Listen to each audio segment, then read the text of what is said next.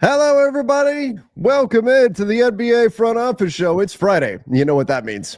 Front Office Friday, 1 week to go edition. Let's go. The NBA playoff races, they are coming into focus. We've got a lot of exciting stuff going on around the league. I'm just happy that I'm here, man. I'm just happy I'm here to deal with the storms we've been dealing with, not having power, all that kind of craziness. I'm glad that I'm here for Front Office Friday to do this show. Some exciting stuff going on in the NBA right now. A lot of stuff for us to dive into. And let's get into some of your questions and comments. Remember, guys, if you have any questions and comments, fire them off in the chat, and we will discuss all things NBA. Let's see what we've got going on here. They're a little slow. There's we can start with this. Let's start with the John Morant thing. The NBA hates John Morant, and it's outrageous. How about just follow directions? Yeah. And the inability to do so is outrageous. I mean, he got warned for the finger gun thing. The first thing he did was go right back out and do it again. Like, I don't have any sympathy in that situation. Like, you got told, like, hey, if you do this again, we're going to have a problem with it. And he immediately went and did it again. Like, just do what you're told, right? In that situation, because you know what the consequences are going to be. You can't do it and then get upset when the consequences arrive.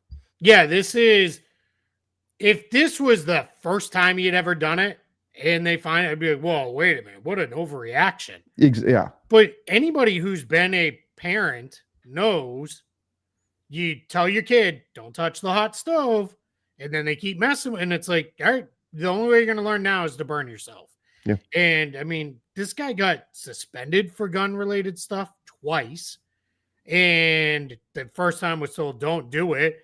And then everybody, now people are saying no one else gets in trouble for the celebration. Who else is doing it in 2025? Yeah. And who else was already suspended for gun-related stuff in their career? No one's targeting John Morant. He was told not to do it, and then he went and do it. You want to argue with the first time saying he was told not to do it stuff? Like, all right, maybe. But when you're told not to do it and you do it, that's on you now. You were told not to do it. You did it. Quite frankly, I'm surprised he didn't get a game suspension too. And this is the fine of this in the wording of that press release from the NBA is very much you do this again, like, and now we're going to have trouble. So, right. And that's it. Like, it's not like they weren't fair and warned him and all that. And hey, don't do it, especially when he's doing it like at the opposing bench and all that kind of stuff. Are there 3-point celebrations where guys do like the 3 arrow or whatever? Sure, but they also don't do it at the opposing bench and all that. So it's just, again, the NBA told Ja exactly what was going to happen, and he did it anyway. Like, that's, to me, that's easy, and that's not on the NBA. They've set for, hey, these are the consequences you're going to receive if you do this again, and he immediately did it again. Like, if you're the NBA, you have to follow through at that point. Yeah, PSI 8 says, is Ja really trying to avoid to be the face of the NBA, like an anti-hero? Yeah, I mean, it kind of seems like it. Like, he is in a spot where he said, like, now you're making me the villain. That's fine. I don't really care. So, yeah, I guess. But the face of the league for him that's long since gone now. Like, he's just not. He and the team aren't good enough to get there. Like, that's probably as big of a challenge with him being the face of the league. Well, and as exciting as he is as a player, you've got to find a way to have more consistent success on the court. How they're going to get there, we'll see ultimately. I still think this is a young, talented Memphis side, but they do need obviously some changes that I think are going to take place over the summer. But yeah, I mean, the anti-hero thing, sure. He wants to be Stone Cold Steve Austin, maybe so. He wants to give Adam Silver the stunner, but there's going to be consequences for walking that path too, and I think he's seeing that right now. Yep, that's it. Yeah, absolutely. And he's got no leeway now with the league. So, right. That's it. Like, I don't know. I mean, it's just, I just get down to, if you were told don't do this and then you do it, like, we've all been there. I mean, I was that kid. Like, I was that jerky kid who was told not to do something and did it anyway, and then got punished, and I screamed that was unfair. But yeah. That's the way it goes. All right, let's go here Nico Harrison's burner said, "Are there unintended consequences of the new CBA, and does it give an advantage to the East?" I haven't thought about that.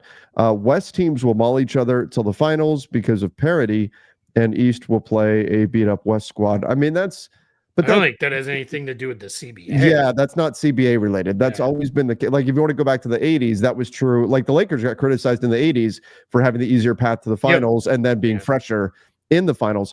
That's going to be inherent when one conference is stronger than another. I don't think that's necessarily a symptom of the CBA.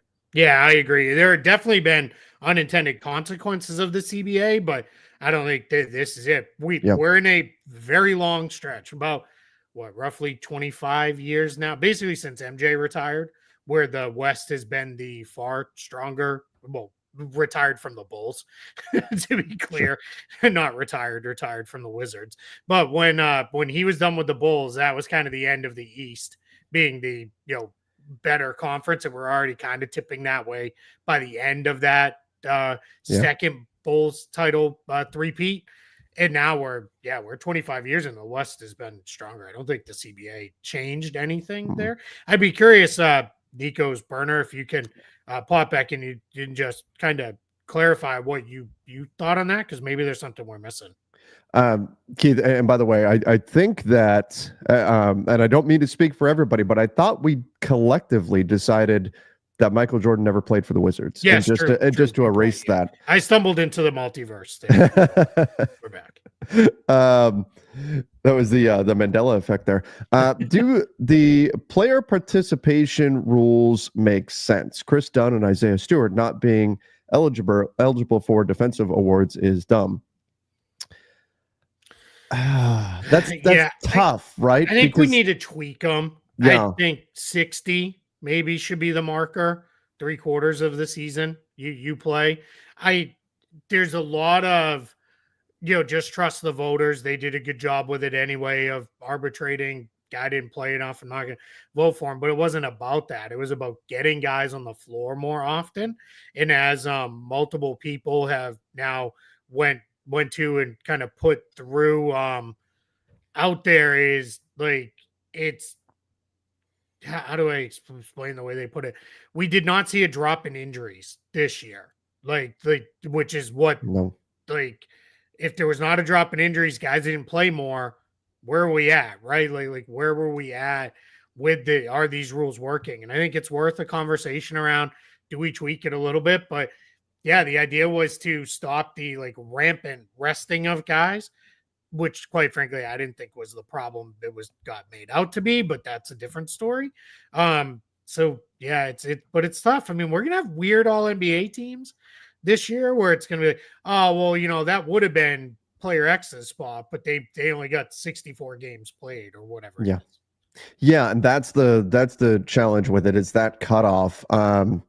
I don't know. I mean, 65 games, on one hand, you're like, well, damn, I mean, that's still 17 games you missed, but I mean, you sprain your ankle badly enough and that's it. You're not eligible for any awards. And so that leads to some weird situations. I agree that it probably needs to be tweaked. Maybe you lower the number.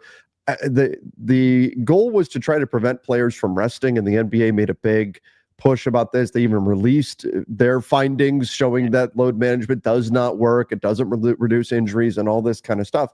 And it makes sense for the league to have that perspective, because they don't want fans feeling like feeling buyer's remorse in terms of getting tickets to an NBA game, right? They don't want fans feeling that way. They don't want fans buying tickets to a game and then saying, oh, well, the guy that I really came to see isn't playing, and it's not because he's hurt. He's over there resting right now. And they don't want to be in that situation. So it's a tough spot, I think, for the NBA. It's a tough spot for them to figure out exactly where to draw that line. Yeah, I will say this. I don't think we're going to see any changes anytime soon. Probably not even through the life of this CBA. But I do think that's something that will get tweaked down the line where it goes. Because we also don't want the Tyrese Halliburton situation where a guy clearly should not be playing and is playing. Because he wanted to hit the marker and he wanted to make All NBA, because that got him like 50 extra million. Like we don't want that, right? We don't want guys playing through injuries for that. On the flip side, we don't want some player making All NBA. I'm going to use a weird example right now because I think Cade Cunningham makes it anyway. But if there's like, let's say Cade Cunningham sneaks in as a third team guard, well, then it would be clear like if this player, and this player are eligible, probably wouldn't have made it. Right. And then he's going to get a big bump in pay because he made it. Now, I think he should make it anyway. I've been on record with that. But the only reason I used him is there's not another real good example for a guy coming up on a rookie scale extension. But yeah, it's just a little it's going to be a little wonky, and they're going to have to work through that a little bit. Keith, I got to hop out for just 1 second. If you want to take a question or two, Sure. I'll be right back. Yeah. All right, we're flying solo now. This will probably go horribly wrong. Let's see here. What do we got queued up? We already did that one. Andrew P says AR is better than Luka. I strongly disagree, but sure, I guess. I don't know. GCB, if you can build a team around any player in NBA history, who would you choose? And what's up with everyone hating on LeBron? The last part of that is just, I mean, it's been 20 years of sustained success for him. And I think that's why people hate on LeBron. And then I think then others have put such ridiculously high expectations on him where it's, if you're not amazing and don't win the title, you failed. And I think that's another issue. Any player in NBA history and just like plop them in like right now, it'd probably be MJ or LeBron. I mean, that's the 1A for best player in the history of the game. I would like to see what Wilt Chamberlain would look like with in the modern NBA. I think he'd be pretty incredible too with that. So yeah, I think that's probably the answers there. I mean, there's a lot of good options. If you're saying a guy who's in the league right now, it's probably Wembanyama just because he's the physical profile as well as his skills are absolutely incredible. So maybe that's where we go. But yeah, I don't know. We'll see. I'm with that. Let's see. Fruity UNC says, do you think they'll just do 16 best teams in the league for the playoffs? Nope.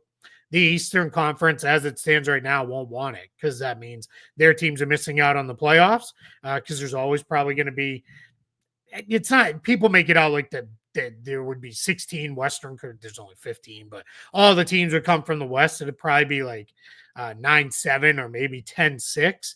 But the East owners would have to vote for it to push it through too.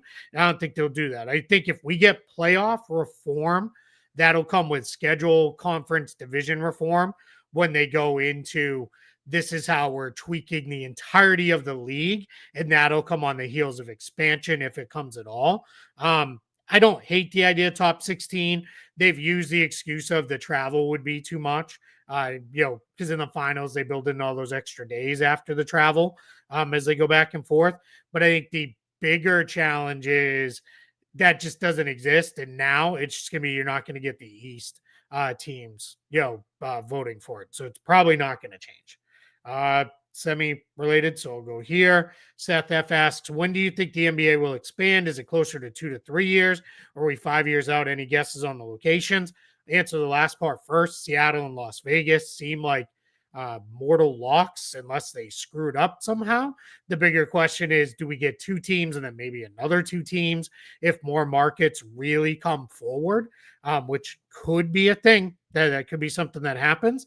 And then I think I think then we get into the timeline part of it. I think we're closer to the 5 years out before we see the teams on the floor. I think what's going to happen is they're going to, and Adam Silver said this, they're going to let the Celtics sale get finalized, voted on, and pushed through, and then they'll move towards expansion. They've also got, obviously, this European expansion happening as well, so that's going to be kind of a thing that goes on there that they're going to look at. But I think what you're going to see, welcome back, is I think what you're going to see is the league announces where it's starting the expansion process, which means that's like we've got 6 months to a year of just how do we want to handle this. Then it'll be we're taking bids. Then it'll be we're picking the teams. So you're already a year and a half into that. And then it'll probably be a year and a half out. So we were probably talking somewhere in that 4-year range before we see expansion teams on the floor. And Studio Stu checking in here, and glad to be hopping back in. Where are we at here, Keith? We were just talking about expansion a little bit in the timeline. Let's do this one Yeah. because it's related. Mr. Easley, do you see any team possibly leaving its current city to move? If so, what team? I don't. I know No. everybody loves the Dallas conspiracy theory Mm-hmm. that they're doing all this so they can move the team to Las Vegas. Adam Silver and the other owners have openly said, we want new teams when we expand. We don't want to be moving teams. We want the teams where they are. And every team's doing pretty well where they are right now. I know right now Mavs fans feel a certain way about their Sure. team, but it's funny. AD, couple games they win, AD hits a game winner, and all of a sudden, some of those Mavs fans that are very loud on social media are like, that were, I'll never watch another game again. I'll never root for this team. Are like, AD's not too bad. So, I mean, it's just kind of how it goes. So I think we're in a spot where they're not going to move teams. I think they're very happy with the 30 teams where they are right now, and it'll be new teams when they expand. Yeah, it's just not a good look. It's not a good look when you wind up removing a team from a city. It's not what you would do. Did we get through all of the starred ones? I think so. Yeah, Okay. yeah, we did. Yeah, I mean, I don't know if you want to comment on AR is better than Luca. I thought that was a little crazy. Last night he was in Sure. one game, but that was one game, and I thought it was Luca's worst game as a Laker by a pretty wide margin. And he's had some rough shooting nights, but that was a pretty horrendous performance from him. But it was one game. It was one night, and I think people are allowed to have a bad night. Last night, but in general, no. I liked Luca's answer post game when they asked him, is the elbow bothering you? And he said, it's my left elbow, not my right. But I realized it looked like I was shooting left-handed all night. I thought he's very brutally honest about his own performances. Yeah. We'll just stay on a couple more related expansion.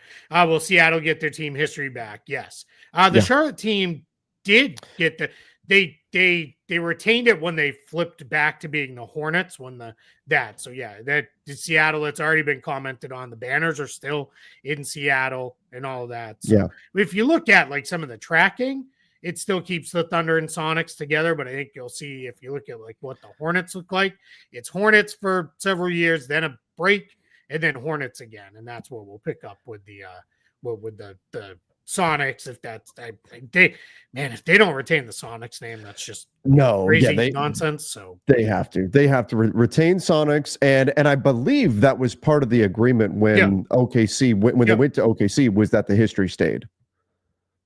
All right, let's go here. How much does Kuminga get paid in the offseason, and who pays him? Is a sign and trade realistic? I mean, sign and trade becomes realistic if there's a team that really and is willing to simply give him a lot more than what Golden State wants to give him. Then maybe it becomes realistic. But also that team has to, like, if it's Brooklyn's going to say, well, why not just use our cap? We don't need to sign and trade here. We can just use our cap space and go present this offer, and we know you're unlikely to match it. So he's one of the guys that I think is going to be interesting to watch this offseason, to see if there's a team that does step up with an offer. If Brooklyn does like to be the team that plays spoiler in those situations. So that's why specifically I bring up that team. Yeah, and he's also 22, so like he's young enough to fit as they continue this rebuild of the franchise. It's not like you're doing an offer sheet for a restricted free agent who's already 25 or something like that. So, but Brooklyn has kind of been pretty clear, like, hey, we're not that was a different time. We're not necessarily playing that way. Could that be cover because they do want to do that? Who knows, right? Maybe that's where it goes. I think with Kuminga, specifically, I was struggling with that word. Specifically, that's where I was ready to go. I think with Kuminga, the sign and trade could make a lot of sense for the Warriors because it could kind of become like a win-win-win, right? The new team gets Kuminga gets paid, and the Warriors are able to get some value back for a player that they potentially could have just lost. I think it's more likely the Warriors just re-sign him, and they re-sign him to a deal that remains pretty tradable into the season. And that maybe is where this goes and plays out. But yeah, it's a little interesting. I mean, he doesn't fit quite as seamlessly now with Jimmy Butler as he did before, because they really seem to want the like shooting and wings on the floor, which you need if you're going to play Draymond and Jimmy together. So I don't know where Kuminga really fits. Yeah, exactly. And so he's going to be a guy to keep an eye on for sure. He'll be a guy to keep an eye on this offseason to potentially be on the move. Diego says the Bobcats no longer have a history. They do. It's just what history did the Bobcats have anyway? It wasn't very good. So, but yes, it exists. It's just it's if like Basketball Reference is the right place to go look. It says something, I forget the abbreviations they use, but it's Hornets, Bobcats, Hornets again. Yeah. Hornets are not sitting in with the Pelicans anymore. Pelicans history starts, I believe, when they were the Pelicans. So and that was it just never really felt right. Bobcats, that name. Well, he named the team after himself, which was a weird thing to begin with. That was a little bit weird. That was a little weird. Okay, let's see what else we've got here. Did you see the comment? How do you guys feel about Draymond as Defensive Player of the Year? I didn't see it. No, there was that comment. I missed it. It's in here somewhere, but somebody was asking about that. If he kind of falls backwards into Defensive Player of the Year, you gonna be eligible? I don't know. He's got to be close because he has missed some games. Let's look. Let's see what he's at right now. In terms of games played, he is at. He's played 62. All right, so as long as he doesn't miss too much the last week here. Yeah. I don't hate it. I would favor Mobley and Jaren Jackson Jr. over him. But 100%. I don't hate it. I probably favor Lou Dort slightly too over Draymond, but I don't hate it. If that would feel like a lifetime achievement award almost more than a single season. I think he was better last year defensively than he's been this year. But if that's the way they went, I don't necessarily hate it. No, he's a very, very good defensive player, but I would favor the other guys over him as well. And admittedly, Draymond's antics are awful and annoying, and so that is I'm gonna be a little bit biased in that, and that I'm not a huge fan of his in general, but he's a phenomenal defensive player, and trying to remove that from the conversation, I think I'd put the other guys a bit ahead of him in that. Yep. Yeah, I don't have a huge issue with that. He's in the mix for sure. Yeah, he's in the mix. Definitely an all defense first team guy. That's sure with that. So yeah, I wouldn't be surprised at all. And this is again, especially when Wemby is out. That's Wemby was gonna run away with it until that, now that he's out, that opens it up for other people to become the Defensive Player of the Year. Yeah, I think when you get into those awards too, I think a lot of times people start looking at like team record, team success. That's where I think Mobley and Dort will get a bump. Jaren Jackson Jr. had the like narrative early in the season, and sometimes that can be hard to overcome because sometimes people stick with it and go with that. So yeah, we'll see. Yeah. All right. Let's see here. Oh, here's one. These always get me. How is Gary Payton II 32 already? Right? How is Steven Adams only 32? Right?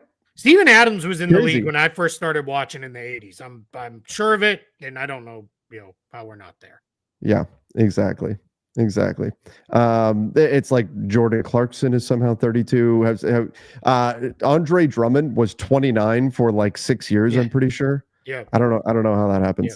It's like Jason Tatum's forever 19 because that was the joke for so long when he came in. He's only 19 and doing this. So and that'll be the Cooper Flag thing, right? It's going to be he's only 18 years old, and that'll continue for a while. Oh, ban. People, why are people acting stupid? Like just because we've got some Warriors fans in here, and they're 12. Yeah. Let's see. Richard, well, I don't know why he tagged himself, but whoops, we lost it. There it is. 70 years of watching NBA since the 60s. Will easily the best ever. Jokic second best. LeBron number 3. Where did MJ not exist? Like, yeah, I mean, I love Jokic. I think Wilt is incredible, but Will played in a weird era for big men. And that's like when you look at the athleticism that he had for a guy his size, it was, I mean, absolutely amazing what he could do. But it was a different era too, and I think that has to be factored in. Sure. But still, he could do some. I mean, from an athleticism level, what the things that he could do are absolutely unreal. Absolutely unreal. Yeah. Let's see. Okay, good question here. If you are OKC and you don't make it to the West Finals, but I would be very surprised if they don't. That would mean they got bounced in round two. Yeah, I would be shocked if they're not in the West Finals. But if OKC doesn't make the West Finals, do you go all in after Kevin Durant or Devin Booker? And I think Durant would be obviously the easier to acquire. Between the Suns are very vehemently do not want to move Devin Booker. But what is that enough to where you go after KD and you say, come finish your career back, kind of sort of where it started, right? Because he was with the Sonics, but come finish your career back in OKC. Do you make that kind of a leap and say, we need that piece to put us over the top, and we think it's KD to do that? Yeah, it's really interesting. I don't really have like a big thought on like does it have to be KD? Could it be somebody else? Like if it could be somebody else, then yeah, I think that's probably a little more becomes slightly more interesting with that. But I do think if they were to fall in the second round, never mind the first round, they're going to make major changes. Like you can't run it back after this great of a regular season if you fell that early in the playoffs. Yeah. Now, completely different if like 3 guys go down with injuries in the first round. That's a different thing, entirely. But if they're healthy and were to fall in the second round, you're going to see them make changes for sure. Yeah, they would do something. Now, that said, they've had such a great regular season. Would it need to be a massive, think about how many pieces would have to go out in a trade and all that. I don't know if it would be quite that, but they would certainly be more likely to make that kind of a change than if they get to the finals. Obviously, they win a championship. It's going to be, run it back, that type of thing. So, I think it would take, for them to go after KD, it would take something like that. It would take them getting outplayed in the second round by a team or something of that nature. Yeah, I think I wouldn't mind them going for KD, kind of bring it full circle and let him finish out in OKC, and he would obviously be huge. It also would depend, how did they lose, right? Did they lose because they weren't scoring enough points? They couldn't create enough offense, which if they do lose, that's probably when, or probably why it happens, is because they can't get enough offense. So, we'll see. I've been long on the record. I would love the idea of Zion for them, just because I think they could afford, if he misses 35, 40 games, they'd be okay still, because they've already proven it. And man, imagine him with that team healthy, they'd be incredible. But we'll see with that. Yeah, we'll see where that goes. What do you think about? We haven't talked about this yet, Keith. What do you think about the Pels shutting down Zion and CJ McCollum, and then the Sixers responding, going, "Oh yeah, well we're shutting down Tyrese Maxey then." Yeah, I mean we're in the last week of the year. None of these teams want to win another game, so not surprised. I mean, shout out to Toronto. Scotty Barnes is openly talking about I'm playing through a hand injury that every time I hit it, it hurts for the next 5 minutes of real time. And he's like, but I'm fine. I'm still going to play. Okay, dude. He's still out there playing. But we got to do our spin. We do. And that's part of why I brought this up. But you look, I think the Pelicans looked at it and went, oh, damn. We might actually catch Philly. Let's put the brakes on this thing. Let's bench these guys. And then Philly went, oh no, now they're not going to catch us. We really can't win any more games. Let's bench Tyrese Maxey, and around we go. Is that bad for the NBA, or are we just so deep in the season where it's like, well, it doesn't really matter? Yeah, everybody screams about the tanking. I think when it was November, December, and teams were blatantly tanking by man, we're not going to be kind of what Utah did very early this year. They started to, they didn't even let it get to be crap, we're at the trade deadline and we're in the mix for the play-in tournament. Let's bottom out. They bottomed out almost immediately this season. That kind of tanking I don't necessarily love. Washington, they're just bad. They're just young team that is bad. Like they played most of their veterans when they were healthy, and but they played their kids a lot too. Charlotte, pretty much the same boat.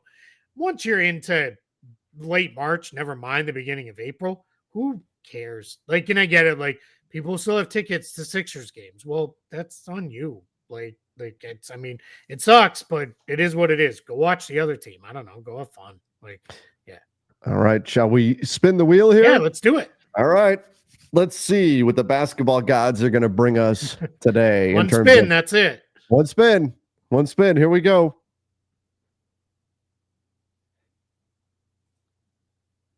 Oh man, it's still spinning. Yeah, I've never. It's gonna simulate the entire real deal. Yeah, what is happening? I've never seen this before. It's just spinning.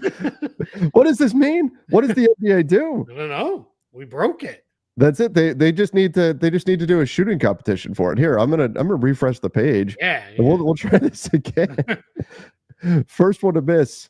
When the drops down a spot. There we go. Oh, the Sixers are happy. The Bulls. Oh my God! In a second. Wow. Well, there it is. Everybody says send the guys to the East. They came up with the top 3 picks. There it is. There it is. So Philly gets the number 1 pick, and they get Cooper Flagg. That would certainly be a silver lining for them after a disaster of a season. There's Chicago. It winds up with a 2. They jump up 8 spots. Meanwhile, Utah and Washington both fall 4, but that's the worst case scenario for both of those teams, falling 4 spots each to get the 5 and the 6. Brooklyn, Toronto, San Antonio, and Portland all drop 1. Charlotte and New Orleans stay where they were at 3 and 4. That would be an interesting lottery draw here, Keith. Yeah.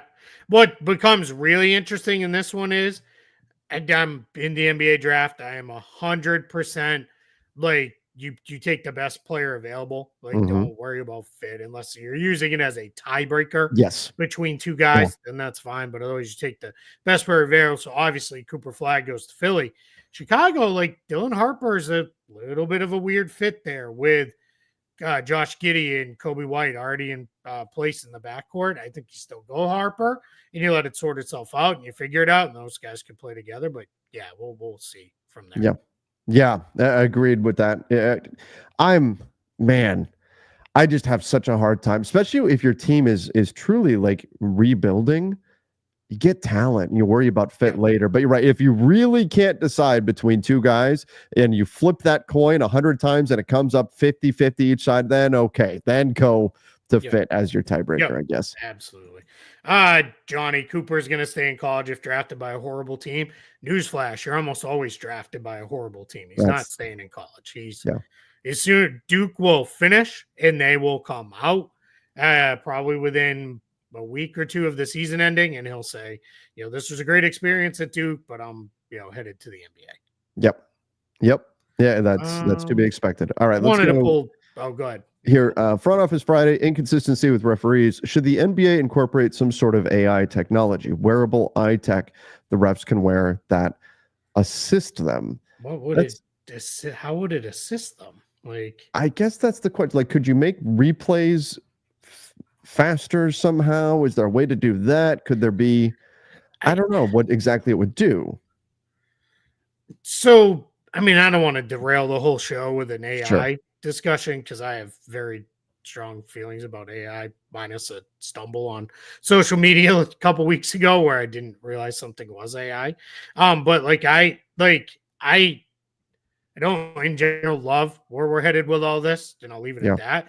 I just don't know how it fixes. Like, this is not a like balls and strikes thing where you can use technology to say it was in the strike zone, it was out of the strike zone. It's not a ball spotting thing like the NFL is supposedly going to explore a little bit. I don't know, like the NBA, everything is, maybe you could do it with like, this was like touch the sideline, didn't touch the sideline. Maybe you could just, I've heard people say the technology exists where like you could have like the sideline, the entire boundary line light up if someone touches it. But the problem is you can't touch it. It's just if you have the ball or if the ball touches it, that's when it only matters. And then how does it know that? So that's where I get tough. I think it's never been harder to be an NBA official. Guys are True. they're just bigger, stronger, faster, and quite frankly, sneakier than they ever have been on trying to draw fouls, on committing fouls without being seen. Teams study all this stuff. They have a lot of tricks that they pull, so that part gets tough. I think in general, there are some bad NBA refs. Don't get me wrong, and some that's like, God, why are they even here? And some of them, I'm like, they clearly have personal grudges, and they're just shouldn't be officiating big games. But I think the vast majority of NBA refs do a pretty good job. If you really think about it, right? We kind of know the names, like in a very casual, general sense, of about 4 NBA refs for not great reasons. And that's 4 out of like 50 of them. Like that's really not that bad. But yeah, now replays and all that, yeah, there should be ways to speed. The replay review system takes far too long. It's nonsense. If you can't figure it out within 30 seconds to a minute, it goes. And I'm even in favor of there's a 4th replay official and they make the decisions themselves. Yep. We don't even, they make the decision and then they just tell the crew on the court. Like, that's how it is. Exactly. Yeah. And the decision is coming from, from New Jersey or whatever. And you make that call there. And I think it's important too, that they be a bit more, forthcoming isn't the right word because I don't think they're intentionally withholding the information, but I want them to be a little bit more vocal about when the decision is not being made by the referees on the floor, because I've seen times in reviews where it wasn't made by the call was not made by the ref on the floor, and people get mad at the refs on the floor. Well, that they didn't make that decision there. I would love to see more consistency game to game from referees, even within games. And then sometimes we see like what's a foul in the first quarter isn't always a foul in the fourth quarter or whatever. Like that kind of stuff is frustrating. That's always been an issue, and trying to fix that. But I would be in favor of going to like AI referees or something like that, just because I think it takes away some of the spirit of the game. Playing through the inconsistencies that come with a human referee. That's part of the game. It's part of the way the sport is. And so I don't know if I like going to something as cold as a robo ref or something like that. I think one of the major issues with officiating too, especially in the NBA, but kind of all sports, but especially the NBA, is people relate it to their own experience, where it is, well, when I played, generally at like the high school level, this was a foul or this was it. Like you see that all the time with he was still moving. That's automatically a blocking foul. One, the NBA does not operate under the same exact rules as, never mind, even college or European basketball, but they don't even definitely not high school basketball. Right. And it is also because if you really want to get down to it, there's a belief that any contact is a foul. Right, it is truly supposed to be a non-contact sport, and could you imagine if they started calling it that way? I would stop watching. Game would take 4 hours. And I don't want to watch free throw contests. Like I have no interest in that. So it would really be a spot where I would say, like I don't think it's all that bad. Like I just I don't. And to your point, I don't even begin to know how you remove all of the humans out of it. Like I just don't know how you get there. And then all you're gonna have is, well, when they wrote the AI code and taught the AI, they taught it to favor big market. Yep. That would immediately become a thing. And it's like how they favor the home team. Like you're never really gonna get there. I don't know how you get there. I think that this is something that I would like to see change. I would like to see the flopping rules enforced more. I think that would go, especially publicly, like, hey, so-and-so has been fined for flopping and that type of thing, just to take some of that out. Not that I think it's better. Like, we're certainly not in the state of like soccer or something like that in terms of flopping, where I can't tell you how many times, you're trying to kill a game late, center mid's got the ball, hold it, shield, lose the ball, quick, fall down. And it just drives me crazy. It's like, come on, and then up, blow the whistle, stop the game, all this kind of stuff.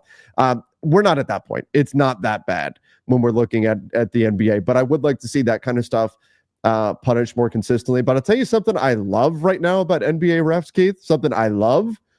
It's that they're letting their personalities show a little bit when giving the decision on replay reviews. It is so much fun. And I don't know. I enjoy that part of it. Like the king of milking that time. Like he slows down like you put a podcast on like 0.5 speed. Like he's like, Well, upon review, I- this is what we saw. It sounds like Perd Hapley, like Right. announcing the review. A couple more things on this. The refs are ruining the league. Big part of why NBA isn't as good as before. Breaking news. I've been watching the NBA since the 80s. People complained about the refs in the 80s, the 90s, the 2000s, and now in the 2020s. Like it's now it's just they're all known more. Yeah. Because they do more. And then regulator says just call traveling, please. Like it's what people think are travels are often not travels. There's a lot of times I'll be watching a game. I'm like, oh, that looked like a travel. And then you see the replay. It's like, oh, it didn't. Like, and there are definitely times when they let traveling go. Don't get me wrong. But do you really want it called do you want more stuff called? Like, do people really want more fouls, more travels? It's like the people are like, they need to call carrying and palming. And it's like, you really just want the game stopping every 15 seconds? Like, I looked that up the other day, like who's got the most palming violations, all that. Like, I think the most in the league is 3 on the season. Which is crazy. But I think we've gone pretty far with the whole gather step idea where guys are using that to take like 5 steps and stuff, and they're stepping back like 5 times before they shoot. Oh no, it was a gather step. It was like 5 gather steps that you threw in to step back behind 3-point, to the point where it looks absurd. But yeah, do you want the game stopping all the time? Although I will say, if you start enforcing it, players will stop doing it, and then the whistle will blow. There will be a period of adjustment. But players are doing it more and more because they're getting away with more. You gave the players an inch, they're going to try to take a mile with any kind of a rule. And so I think that's part of it too. But I mean, look, this is NBA officiating, just like the NBA in general. I have this thought on the NBA. There will always be something to complain about. The league will never be perfect. We will never hit a point where we say, this is it. This game is perfect, and never change anything. Leave it just as is. It will always be a living thing. It will always be evolving and changing, just as a sport is always evolving and changing. The same is going to be true for officiating. We will never hit a point where people say NBA referees do a great job. That's just the nature of the business. Yeah, I'll say this too. The more you can get yourself in the mindset of don't worry about officiating, the more enjoyable it all becomes. Yeah. Like if you go into every game with I'm going to complain about every call I think is unfair, it just becomes a ruined experience. Like, just, and there are times when it is 100% fair to call something out. The Celtics Heat game the other night was one of the worst officiated games both ways. Guys were getting killed, and then they were calling these random touch fouls like 40 feet from the hoop. And sometimes it is, and I don't blame the refs too much with this, we've let it go too far now. We need to get a little bit more. Rein it back in. So call a couple fouls. This was just right from the jump. It was like guys would drive, get knocked down, like really, truly hammered, knocked down. And then the next trip, it would be, you called that for him? Like Jason Tatum picked up a foul on a Heat guy, like 45 feet from the basket, when all he was doing was a reverse pivot and the Heat guy put his hand on his hip. He wasn't even actually moving. And it was like, why are we calling that? But you just, let Tyler Hero get dropped on the other end. It was just very weird. It was both ways. It was awful. And I have no problem calling some of that stuff out, but it just, but if you go in every night with, I'm going to complain about refs, I just, are you watching for officiating? Like, watch for the game. Like, it's just, becomes a lot more enjoyable. All I want is consistency end to end. What's going to be a foul on one end needs to be a foul on the other. What's a travel or whatever. Just that's all I want to see is the same thing called both sides, and that's it. That's it. All right. B said, what would the Lakers have to give up in a potential Miles Turner sign and trade? Well, first thing, keep in mind that would hard cap them at the first apron, which would create some problems. So I flagged this. Yeah. So so it's not as easy as saying, oh, just sign and trade for Miles Turner. That said, you'll probably be giving up significant stuff to get him. But for your first issue would be that first apron and dealing with a hard cap there. Right now, they're sitting just $4.3 million below, almost $4.4 million below the first apron.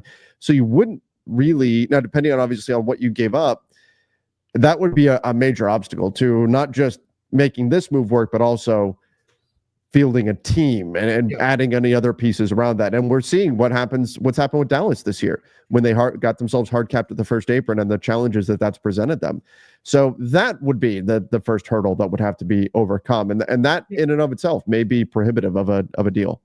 Yeah, and I've seen some suggestions of, well, LeBron was willing to opt out and take a lot less last year. I mean, you're talking taking a lot less. This is not, I'm going to knock a couple million off to use the non-taxpayer MLE. I mean, maybe that could happen, but that now you're talking a lot of coordination that would need to happen in a pretty tight window to make that a thing. So I think that's where it becomes the challenge to do any sign and trade. The question was about Miles Turner, but I wanted to flag it because it's going to be hard. And we're at that time of year, right? A lot of people are starting to look towards the offseason. So we're going to start getting these kinds of questions. All right. David said, there's no doubt Luka has an amazing offensive player, but we all see why Nico traded him. Zero defense. Is there a world where Luka is a good defender? I think a lot of it depends on who he's like. We know he can't defend quick guards. That's a challenge for him. He defends fairly well when he's defending up. If he's defending a player that's a bit bigger than him, he's very strong. So he does fairly well there. Is he a good defensive player? No, but he's also not the only one in the NBA that struggles to stay in front of quick guards. The problem for the Lakers is he needs to be defending the guys that LeBron is defending. Like he's a power forward on defense. He's always been solid when allowed to defend bigger players. And that's the issue when the Lakers defense gets sideways is him and LeBron are both guys who you got to kind of let them defend a bigger player, let him roam a little. He does very good like LeBron does when he's kind of playing almost that free safety role in the back where it's like I'm half defending somebody, but not really. But you can't have two guys like that. And that's a little bit of the challenge. That's why when he's out on the perimeter against guys, he's never going to be good out there. Like that's just not who he is. And here's what I'll also say. To some extent, who cares? Like it's if he's giving you on average 50 created points a night between his own scoring and assists, who cares? Like if he's like giving up 10 or 12 points, people act like Luka is giving up 50 points himself, and that's just not the case either. When he does get beat, it's loud because number one, it's Luka, and number two, he really struggles to stay in front of those quick guys. But people go, "Oh, it was Luka." You know, there's a lot of guys who will get beat like that. It's not ideal, of course, but Gary looked bad in the finals last year against Boston because they got him isolated out on the perimeter. He's just not going to be able to hold up in those spots. So it is what it is. Trev Keith, how do we keep 82 games? Money reasons, but eliminate back-to-backs, longer season. I mean, the only way. Yeah, you'd have to get rid of some of the preseason. Maybe that opens up a week, and maybe you could remove a couple of back-to-backs or something because of that. But I think back-to-backs, especially back-to-backs on the road, are a plague upon the NBA, and I wish there was a way to eliminate them. But the only way would be to make the season longer, and I don't know if anybody wants to do that either. No, players don't want to go any deeper into the summer in the league or during the bubble season. No one's looking for the NBA in July. Now, there was a day, I think it was maybe Kirk Goldsberry who put this out there, where his whole thing was like the NBA season should not start until I think he said like just before Thanksgiving and should run well into July. It's just probably not going to happen. Like I don't think that's gonna be a thing. This one said, can a team sponsor a injured free agent player's medical procedures and rehab even without signing him? I remember it happened with Cousins and the Lakers, but what if the player hasn't signed with the team? Yeah, they can't. If a player is injured with a team, they can continue to do all of their rehab with the team. So this comes up every year. Somebody will get hurt like very early in the season. The team will basically be like, all right, we got to waive the guy because we need the roster spot. They waive the player. The player is still entitled to work with the team's medical staff as well as the use the team facilities, and often they do that, and that's how they'll progress through the process. And the team's still on the hook for covering everything for them to get them where they need to be, but you can't do that in advance. So like, I can't come up with a good example. Like, Kevin Durant tears his Achilles. He's a free agent. A team can't say, hey, we really want to get in KD's good graces. Hey, KD, we'll cover your medical bills. Yeah, we'll start covering it today. No, you have to wait with that. Right. So, so that becomes the thing there. So, Andrew said Lakers will go small in the playoffs. Great show. Yeah, I don't think they have much of a choice. I think they are going to go small, and that's what we've been seeing from them recently. They haven't been playing Trey Jemison or Christian Coloco. They've been playing small behind Jackson Hayes. So that's what I imagine they're going to do. Outside of, I mean, let me make sure I'm not really speaking out of turn here, but outside of maybe the Nuggets, I don't know that hurts you all that much. As long as you can rebound, like that's the big thing. You need to be able to. Can you rebound? But I mean, a lot of those other teams, I think they can match up just fine. I think Jackson Hayes will still start, even if it becomes like he plays the first 5 minutes of each half, and then that's it. Like they'll go there. So, yeah, they've been playing him like 3 minutes, 4 minutes, and then pulling him and going smaller. They've been really leaning into that the last few games here. We'll do this. As I've read, room exceptions for those below the salary cap. What is the purpose then? Can't the teams just use the available cap space to sign free agents? Why use the exception? Well, use the exception after you've used your available cap space. Yep. So think of it as, hey, great job. You had cap space. Here's a little extra to help you along the way with this. So that's and it in the sequencing of events when signing players when you're a cap space team, you will sign free agents or re-sign players that maybe you don't have full bird rights for or whatever. First, get them in using your cap space. Then when you've used up your cap space, then you do your other stuff, whether it's re-sign a player like Philly this year. They signed Paul George. They signed Caleb Martin, a couple other, Andre Drummond using cap space. They did all those moves first. Then when they went into the period of time where it is, all right, now we're going to re-sign some guys. They re-signed Tyrese Maxey. Then they ultimately used the room exception later. Maybe Caleb Martin got the room exception. I don't remember exactly, but you use those last. You use exceptions last. Use up your cap space first. It's all I will talk about this probably with the Nets this summer. The order of operations becomes very important because you have to do things in a very sequenced order. Otherwise, you're not going to be able to do it. So that's where it goes. All right. Keith, I think we can probably wrap things up. Oh, this last thing Mark said, answer to tanking teams, invert the percentages for the top three to miss the play-in. But then teams would tank for the top three. Like if you're the 10 seed, teams would, go to crazy lengths to lose. To get out of that 10 seed. I honestly think one of the answers to tanking is no more protected picks. You can't protect picks anymore. It doesn't solve the let's be really bad because there's a Wemby or a Cooper Flag situation, but it's don't allow Philly, protected pick. And then you have no issue with them trying to be the sixth spot. And quite frankly, it'd be far easier to keep track of. Now remove some of the fun and the drama of are they going to keep their pick or are they not? But they're a thought on that. So this year's draft lottery is going to be tons of drama. Not only do you have Cooper Flag at the top, but it's an all or nothing type thing for the 76ers. You've got there's a lot going on in this year's draft lottery. Especially if Philly is, it looks like they're probably going to be fifth, but if they are sixth, that's going to be when it comes down to that, it's going to be all right, is it when we get down to seventh, eighth pick, is somebody going to jump and push them back? Everybody's going to be Philly holding also jump. It's going to be a lot of fun with that, man. I love the lottery. It's just for how silly it is. And the year when there's a whole bunch of ties and they used to televise the coin flips that year to tell you who it was, and now they don't really do that anymore. I thought I saw something else. It was somebody asked is Miles Turner going to take 460? No, that's too low. The rumor is he wants 30. Yeah, he's probably going to get it. Remember, he's playing on a slightly undervalued contract now because he got the big bonus when he renegotiated, but you're not getting him for 15. It's going to be, I would say maybe 25 just because he's getting a little bit older with that. And then we'll answer this very quickly. Why is it sometimes during the inbound, the game clock goes down when the ball isn't touched by a teammate, but other times it does? It should be as soon as it's touched by anybody on the floor, it starts. It's not a teammate. If the defender gets a piece of an inbound pass, the clock starts. Well, but we're also thinking about the walk the dog scenario where the opponent scores. I think that's because it's not technically a dead ball situation there.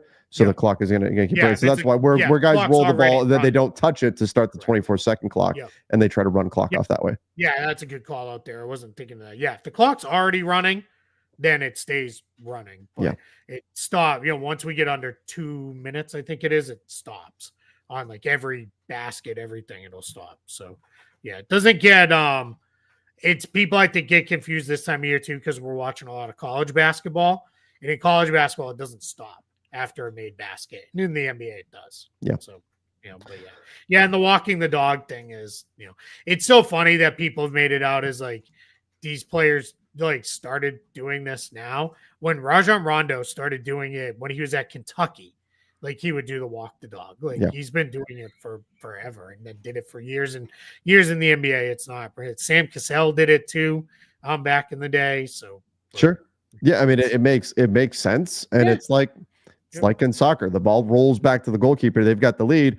Just play the ball at your feet. Don't pick it up. Don't start that timer. The 6 seconds you've got to get rid of the ball, and just wait. And you can run off. You can run off if you run off an extra 30 seconds in a game. That might make all the difference.